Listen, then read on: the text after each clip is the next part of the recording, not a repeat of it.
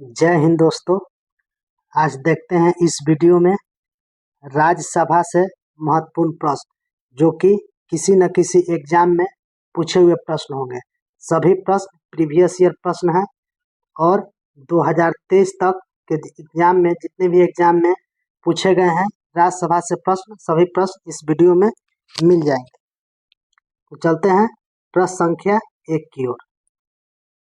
भारतीय संसद के ऊपरी सदन को खाली स्थान के रूप में जाना जाता है, यानी कि ऊपरी सदन को किस नाम से जाना जाता है? तो वो जाना जाता है राज्यसभा के रूप में। हमारे संसद में 2 सदन है, एक लोकसभा और एक राज्यसभा। राज्यसभा को ऊपरी सदन कहते हैं या उच्च सदन कहते हैं, इसीलिए ऑप्शन बी इसका सही आंसर हो जाएगा, राज्यसभा। प्रश्न संख्या 2। दूसरा प्रश्न कहता है कि राज्यसभा को अस्थाई सदन कहते हैं क्योंकि राज्यसभा को अस्थाई सदन कहते हैं क्योंकि इसे विघटित नहीं किया जा सकता। क्या नहीं किया जा सकता? इसको कभी भंग नहीं किया जा सकता है, कभी विघटित नहीं किया जा सकता है, इसीलिए इसको अस्थाई सदन कहते हैं। तो ऑप्शन बी इसका सही आंसर हो जाएगा, इसे विघटित नहीं किया जा सकता। प्रश्न संख्या 3। तीसरा प्रश्न कहता है कि राज्यसभा में सीटों की अधिकतम संख्या कितनी हो सकती है? तो राज्यसभा में सीटों की अधिकतम संख्या 250 हो सकती है। कितनी हो सकती है? 250। तो ऑप्शन ए इसका सही आंसर हो जाएगा, 250। प्रश्न संख्या 4। चौथा प्रश्न कहता है राज्यसभा के लिए राष्ट्रपति द्वारा कितने सदस्य नामित किए जाते हैं? तो राष्ट्रपति द्वारा राज्यसभा में कितने सदस्य नामित किए जाते हैं? तो किए जाते हैं 12 सदस्य। कितने सदस्य? 12 सदस्य। तो ऑप्शन बी इसका सही आंसर हो जाएगा, 12 सदस्य। प्रश्न संख्या 5।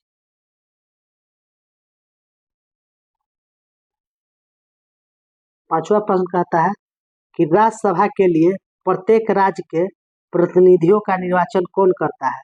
तो राज्यसभा के लिए प्रत्येक राज्य के प्रतिनिधियों का निर्वाचन कौन करता है? तो वो करते हैं विधानसभा के निर्वाचित सदस्य। कौन करते हैं? विधानसभा के निर्वाचित सदस्य, जो हम लोग के एमएलए होते हैं वही लोग करते हैं। तो ऑप्शन ए इसका सही आंसर हो जाएगा, विधानसभा के निर्वाचित सदस्य। प्रश्न संख्या 6। छठा प्रश्न है राज्यसभा में कितने राज्यों का प्रतिनिधित्व, माफ कीजिएगा, राज्यसभा में राज्यों का प्रतिनिधित्व किस बात पर निर्भर करता है? तो राज्यसभा में राज्यों का जो प्रतिनिधित्व निर्भर करता है वो करता है राज्य की जनसंख्या पर। जितनी ज्यादा जनसंख्या होगी उतनी ज्यादा राज्यसभा में सीट होगी उस राज्य की। इसीलिए ऑप्शन बी इसका सही आंसर हो जाएगा, राज्य की जनसंख्या। प्रश्न संख्या 7। सातवां प्रश्न कहता है कि राज्यसभा में किस राज्य के प्रतिनिधियों की संख्या सर्वाधिक है? तो राज्यसभा में वो है उत्तर प्रदेश की, यहाँ उत्तर हो गया है, उत्तर प्रदेश की जनसंख्या सबसे अधिक है। वहां पर राज्यसभा की सीट 31 सीट है और बिहार में है 16 सीट। तो यहाँ पर ऑप्शन डी इसका सही आंसर हो जाएगा, उत्तर प्रदेश। उत्तर प्रदेश में राज्यसभा की प्रतिनिधि जो है, जो राज्यसभा के सांसद है, उसकी संख्या है 31। तो सही आंसर ऑप्शन डी हो जाएगा, यानी कि सबसे ज्यादा उत्तर प्रदेश में है। प्रश्न संख्या 8। आठवां प्रश्न कहता है निम्नलिखित राज्य युग्मों में किसे राज्यसभा में समान प्रतिनिधित्व प्राप्त है? यहाँ पर त होगा, प्रतिनिधित्व प्राप्त है। तो प्राप्त है गुजरात और मध्य प्रदेश का। तो मध्य प्रदेश तथा गुजरात में दोनों में समान सीटें हैं। तो ऑप्शन बी इसका सही आंसर हो जाएगा, मध्य प्रदेश और गुजरात। प्रश्न संख्या 9। नवा प्रश्न है कि बिहार में लोकसभा की 40 सीटें हैं, तो राज्यसभा की कितने सीटें हैं बिहार में? तो बिहार में है लोकसभा के 40 सीट और राज्यसभा के 16 सीट, जो भी चर्चा किए हैं 16 सीट। तो ऑप्शन डी इसका सही आंसर हो जाएगा, 16। प्रश्न संख्या 10। प्रश्न संख्या 10 कहता है राज्यसभा के चुनाव हेतु एक अभ्यर्थी की आयु निम्नलिखित में से कम नहीं होनी चाहिए। तो जो राज्यसभा के लिए जो चुनाव लड़ते हैं उनकी आयु 30 वर्ष से कम नहीं होनी चाहिए। तो ऑप्शन सी इसका सही आंसर हो जाएगा 30 वर्ष। 30 वर्ष से अधिक हो सकता है लेकिन कम नहीं। तो यहाँ पर सही आंसर हो जाएगा ऑप्शन सी। तो दोस्तों ये जो प्रश्न है सारे प्रीवियस ईयर प्रश्न है और चैप्टर बाय चैप्टर सभी सब्जेक्ट का इसी तरह से प्रीवियस ईयर प्रश्न मिलते जाएंगे। तो आप लोग चैनल को सब्सक्राइब करके रखिएगा और वीडियो को ज़्यादा से ज़्यादा शेयर कीजिएगा। आइए प्रश्न संख्या 11 की। 11वां प्रश्न कहता है राज्यसभा के सदस्यों के लिए न्यूनतम आयु है। तो राज्यसभा के सदस्यों के लिए न्यूनतम आयु है 30 वर्ष। कितने हैं? 30 वर्ष। और लोकसभा के लिए 25 वर्ष है और विधानसभा के लिए भी 25 ही वर्ष है, लेकिन विधान परिषद के लिए 30 वर्ष है। तो ऑप्शन सी इसका सही आंसर हो जाएगा। राज्यसभा के सदस्यों के लिए न्यूनतम आयु 30 वर्ष। तो ऑप्शन सी इसका सही आंसर हो जाएगा। प्रश्न संख्या 11वां प्रश्न कहता है कि राज्यसभा के सदस्यों का कार्यकाल कितने वर्ष का होता है। तो राज्यसभा के सदस्यों का कार्यकाल ये होता है 6 वर्ष का। राज्यसभा का कार्यकाल होता है, राज्यसभा अस्थायी सदस्य है, इसका कार्यकाल नहीं होता है क्योंकि ये अस्थायी सदस्य है, लेकिन इसके सदस्यों का कार्यकाल 6 वर्ष का होता है। तो ऑप्शन डी इसका सही आंसर हो जाएगा 6 वर्ष। प्रश्न संख्या 13वां प्रश्न कहता है कि राज्यसभा के सदस्य चुने जाते हैं। तो राज्यसभा के सदस्य चुने जाते हैं 6 साल के लिए। कितने वर्ष साल के लिए? 6 साल के लिए। तो ऑप्शन सी इसका सही आंसर हो जाएगा। दोस्तों ये जो इस वीडियो में जो क्वेश्चन रिपीट हो रहे हैं तो किसी न किसी दूसरे एग्जाम में पूछे गए प्रश्न है, वही सभी प्रीवियस ईयर प्रश्न भी लिए गए। प्रश्न संख्या 14वां प्रश्न कहता है कि लोकसभा और राज्यसभा में गणपूर्ति यानी कोरम की संख्या है तो वो है 1/10, यानी कि सदन को चलने के लिए कम से कम टोटल सदस्य का 1/10 सदस्य उपस्थित होंगे तब सदन चलेंगे। तो ऑप्शन सी इसका सही आंसर हो जाएगा कुल सदस्य संख्या का 1/10। प्रश्न संख्या 15वां प्रश्न कहता है कि राज्यसभा को भंग करने का अधिकार किसे प्राप्त है। तो राज्यसभा को भंग करने का जो अधिकार प्राप्त है वो राज्यसभा भंग नहीं होता है। क्या होता है? राज्यसभा भंग नहीं होता है। तो इसमें आंसर हो जाएगा इनमें से कोई नहीं, क्योंकि राज्यसभा एक अस्थायी सदन है और राज्यसभा को भंग नहीं किया जा सकता है। तो इसका ऑप्शन डी हो जाएगा इनमें से कोई नहीं। प्रश्न संख्या 16वां प्रश्न कहता है कि राज्यसभा का सभापति कौन होता है। तो राज्यसभा का सभापति कौन होता है? तो राज्यसभा का सभापति उपराष्ट्रपति होते हैं। कौन होते हैं? उपराष्ट्रपति। तो ऑप्शन बी इसका सही आंसर हो जाएगा उपराष्ट्रपति। प्रश्न संख्या 17वां प्रश्न कहता है किस सदन में अध्यक्ष का उस सदन का सदस्य नहीं होता है, यानी किस सदन में अध्यक्ष का उस सदन का सदस्य नहीं होता। तो राज्यसभा का जो अध्यक्ष होते हैं यानी कि सभापति, वो सभापति के सदस्य नहीं होते हैं क्योंकि ये उपराष्ट्रपति के रूप में चुने जाते हैं और वही सभापति के रूप में कार्य करते हैं। तो ऑप्शन बी इसका सही आंसर हो जाएगा, यानी राज्यसभा का जो सदन का जो अध्यक्ष होता है वो उस सदन का सदस्य नहीं होता। तो ऑप्शन बी इसका सही आंसर हो जाएगा।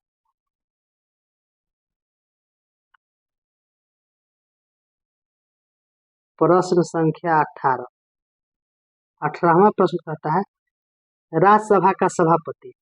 क्वेश्चन है कि राज्यसभा का सभापति, तो ऑप्शन बारी बारी से पढ़िए। राज्यसभा सदस्यों द्वारा चुना जाता है तो नहीं, लोकसभा एवं राज्यसभा के सदस्यों द्वारा संयुक्त रूप से चुना जाता है। तो ये सही हो जाएगा, ऑप्शन बी इसका सही आंसर हो जाएगा, क्योंकि उपराष्ट्रपति का चुनाव लोकसभा और राज्यसभा के सदस्य करते हैं। तो इसीलिए ऑप्शन बी यहाँ पर सही आंसर हो जाएगा कि लोकसभा एवं राज्यसभा के सदस्यों द्वारा संयुक्त रूप से चुना जाता है। प्रश्न संख्या 19वां प्रश्न कहता है निम्नलिखित में से किसकी अध्यक्षता असदस्य द्वारा की जाती है, यानी कि कौन उस सदन का अध्यक्षता करता है जो उस सदन का सदस्य नहीं होता है। तो राज्यसभा का। किसका? राज्यसभा का। जो सभापति होते हैं उस सदन का सदस्य नहीं होते हैं क्योंकि उपराष्ट्रपति के रूप में वो चुने जाते हैं। तो राज्यसभा यहाँ पर सही आंसर हो जाएगा। प्रश्न संख्या 20वां प्रश्न कहता है कि निम्नलिखित में निम्नांकित में कौन राज्यसभा के एकांतिक शक्ति के अंतर्गत आता है?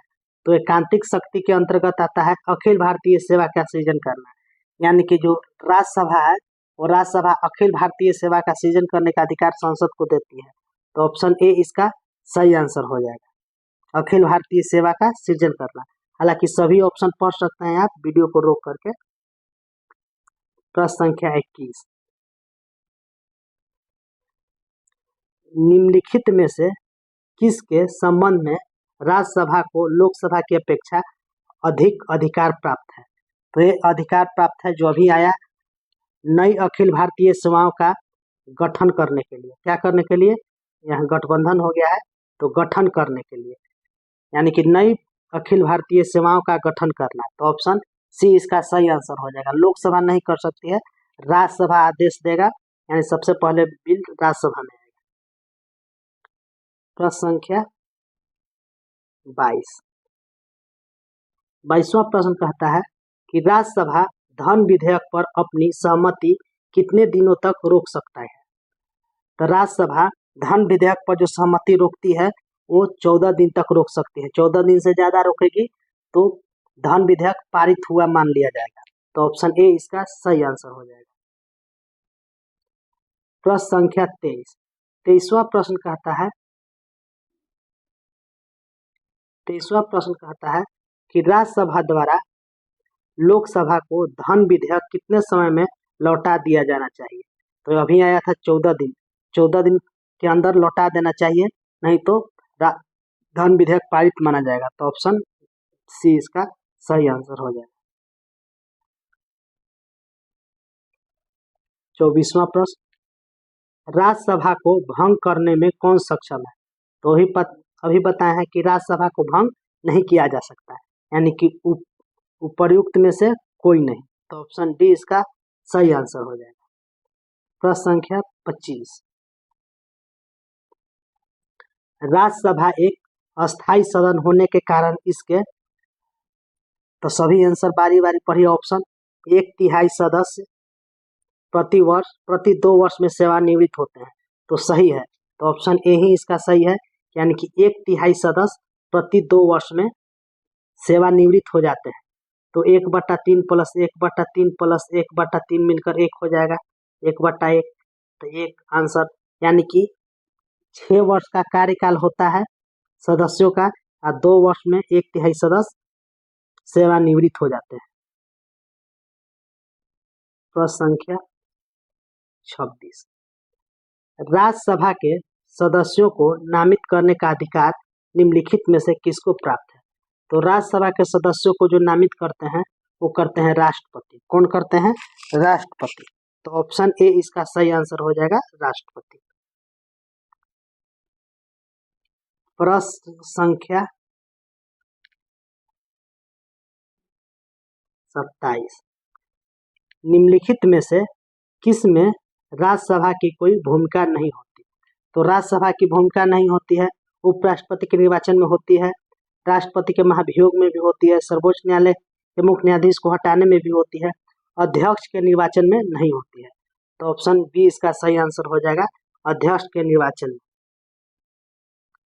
प्रश्न संख्या 28वां प्रश्न है राज्यसभा के बारे में है कि राज्यसभा क्या है? तो राज्यसभा भंग नहीं हो सकती है।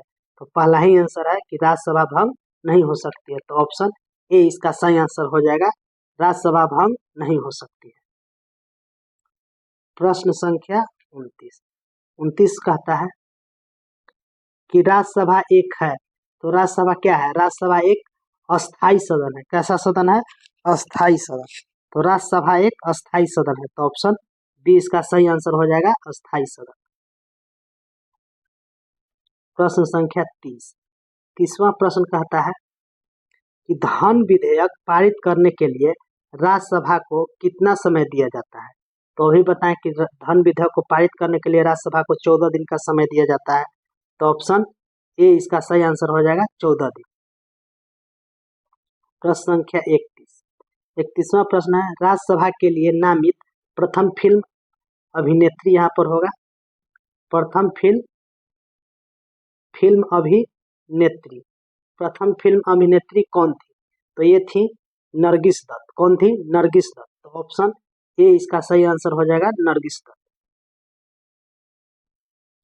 प्रश्न संख्या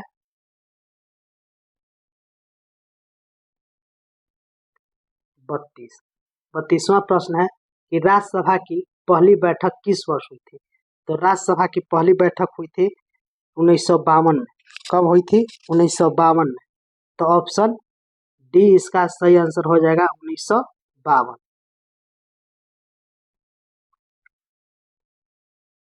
राज्यसभा कब भंग की जाती है? तो राज्यसभा कभी भंग नहीं किया जा सकता है। तो राज्यसभा कभी भंग नहीं होती है। तो ऑप्शन डी इसका सही आंसर हो जाएगा, राज्यसभा कभी भंग नहीं हो सकती है। प्रश्न संख्या 34वां प्रश्न कहता है कि हमारे संविधान के अनुसार राज्यसभा का कार्यकाल, तो हमारे संविधान के अनुसार राज्यसभा का कार्यकाल समाप्त होने का विषय नहीं है, यानी कि राज्यसभा एक अस्थायी सदन है, इसीलिए ऑप्शन डी यहाँ पर सही आंसर हो जाएगा, समाप्त होने का विषय नहीं है। प्रश्न संख्या 35वां प्रश्न कहता है कि लोकसभा द्वारा विचारार्थ भेजे गए वित्त विधेयक को राज्यसभा अधिकतम कितने समय तक रोक सकती है? तो ये क्वेश्चन एक बार और कई बार आ चुका है, तो 14 दिन से ज्यादा नहीं रोक सकती है। तो ऑप्शन डी इसका सही आंसर हो जाएगा, 14। प्रश्न संख्या 16, माफ कीजिएगा 36, राज्यसभा किसके द्वारा भंग की जा सकती है? तो उपयुक्त में से किसी के द्वारा नहीं। ये जो बार बार रिपीटेड क्वेश्चन आ रहे हैं वो किसी अन्य एग्जाम में पूछे गए हैं, यानी कि किसी न किसी एग्जाम में सब पूछे गए हैं, कोई एसएससी में, कोई बिहार पीसीएस में, कोई यूपी पीसीएस में, ऐसे करके पूछे गए हैं प्रश्न। यहाँ पर इसका सही आंसर हो जाएगा ऑप्शन डी। प्रश्न संख्या 37वां प्रश्न कहता है कि निम्नलिखित में से कौन सदन का सदस्य हुए बिना इसके अध्यक्ष के रूप में कार्य कर सकता है? तो वो कर सकता है भारत के उपराष्ट्रपति। कौन? भारत के उपराष्ट्रपति। क्योंकि भारत के उपराष्ट्रपति राज्यसभा के सदस्य नहीं होते हैं, तो उपराष्ट्रपति के रूप में चुने जाते हैं और राज्यसभा के सभापति के रूप में कार्य करते हैं। तो ऑप्शन बी इसका सही आंसर हो जाएगा, भारत के उपराष्ट्रपति। प्रश्न संख्या 38वां प्रश्न कहता है भारत में निम्नलिखित में से कौन सा विधेयक राज्यसभा में पुनः स्थापित नहीं किया जा सकता? तो ये स्थापित किया जा सकता है धन विधेयक। धन विधेयक को एक बार भेजा जाता है, उसके बाद दोबारा नहीं भेजा जा सकता है, क्योंकि 14 दिन के अंदर राज्यसभा को धन विधेयक को पारित करके भेजना होता है। तो ऑप्शन ए इसका सही आंसर हो जाएगा। प्रश्न संख्या 39, राज्यसभा का विशेष क्षेत्राधिकार होता है। तो राज्यसभा का जो विशेष क्षेत्राधिकार होता है वो होता है राज्य सूची के किसी विषय पर संसद को कानून बनाने के लिए प्राधिकृत करना। क्या करना? प्राधिकृत करने में, यानी कि 239 के तहत राज्य सूची के विषय पर भी राज्यसभा कानून बना सकती है। तो ऑप्शन डी इसका सही आंसर हो जाएगा। प्रश्न संख्या 40वां प्रश्न कहता है कि निम्नलिखित राष्ट्रपतियों में से कौन भारत के राज्यसभा के उपसभापति थे? तो उपसभापति यहाँ पर पूछ रहा है। तो राष्ट्रपति जो पहले उपसभापति थे वो थे प्रतिभा देवी सिंह पाटिल। कौन थी? प्रतिभा देवी सिंह पाटिल। तो ऑप्शन बी इसका सही आंसर हो जाएगा, प्रतिभा देवी सिंह पाटिल। तो दोस्तों ये जो प्रश्न था 40 प्रश्न की सीरीज जो राज्यसभा से थे, प्रीवियस ईयर प्रश्न थे जो किसी न किसी एग्जाम में पूछे गए प्रश्न थे। तो दोस्तों चैनल को सब्सक्राइब कीजिएगा और वीडियो को लाइक कीजिएगा और ज़्यादा से ज़्यादा शेयर कीजिएगा। जय हिंद।